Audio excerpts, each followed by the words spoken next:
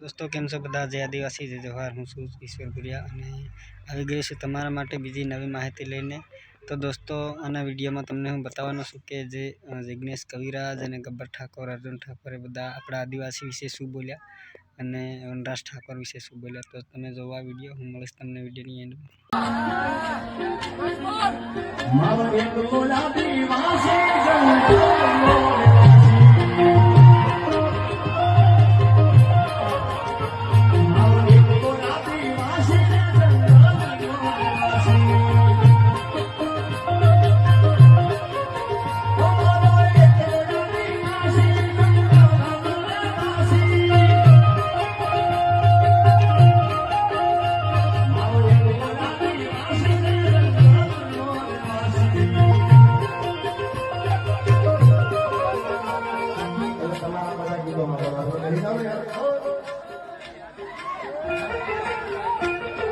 આજે ઘણા સામાજિક આગેવાનોના મારા પર ફોન હતા અને સોશિયલ મીડિયાના માધ્યમથી મેં જોયું ત્યારે આવી ટિપ્પણી એ આદિવાસી સમાજને નીચું બતાવવા માટે જે ટિપ્પણી કરી છે, જેને અમે સખત શબ્દોમાં વખોડી કાઢીએ છીએ।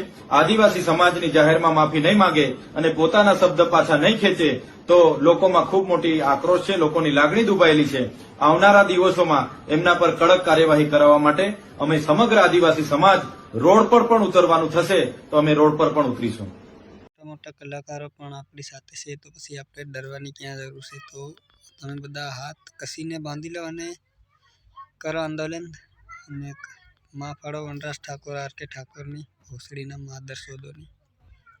નમસ્કાર, જોહાર। અત્યારે થોડા દિવસ પહેલા વનરાજ ઠાકોર નામના એક કચ્છના રાપરના રહેવાસીએ જે આદિવાસી સમાજની તમામ મા બેન દીકરીઓ વિશે જે ખૂબ જ અભદ્ર અને અશ્લીલ ટિપ્પણીઓ કરેલી છે તે એકદમ અસહ્ય અને નિંદનીય છે। ભાઈ, તને અમારે એક જ વસ્તુ કહેવી છે, તને જેનાથી તકલીફ હોય તો તેના વિશે બોલને। સમગ્ર આદિવાસી સમાજનું અપમાન કરવાની તારે શું જરૂર છે? અને આદિવાસી સમાજ હંમેશા તમામ સમાજો સાથે તાદામ્ય સાધીને અને સુખ શાંતિથી રહેવામાં માનવાવાળો સમાજ છે, પરંતુ એનો મતલબ એ નથી કે તારા જેવા હાલીમવાલીઓ આવીને ગમે તેમ બોલી જાય અને અમે ચૂપચાપ સહન કરી લઈએ। આ તો અમે સારું છે કે કાયદો વ્યવસ્થા જાળવવામાં અને કાયદાનું માન જાળવવામાં માનીએ છીએ, અન્યથા તારા જેવાઓને તો અમે અત્યાર સુધીમાં સબક શીખવાડી ચૂકેલા હતા। અમારી ખેરગામ પોલીસ સ્ટેશનને પણ વિનંતી છે કે આ જે અમે આજે ફરિયાદ કરવા જઈ રહ્યા છે તેના પર ગંભીરતાથી વિચારે અને ગંભીરતાથી પગલાં લઈ, કારણ કે સમગ્ર આદિવાસી સમાજના યુવાનોમાં ખૂબ જ આક્રોશ અને રોષ ભભૂકી ઉઠેલો છે।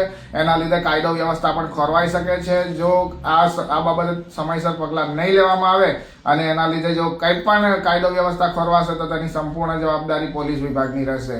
જોહાર, જય આદિવાસી, જય ભારત।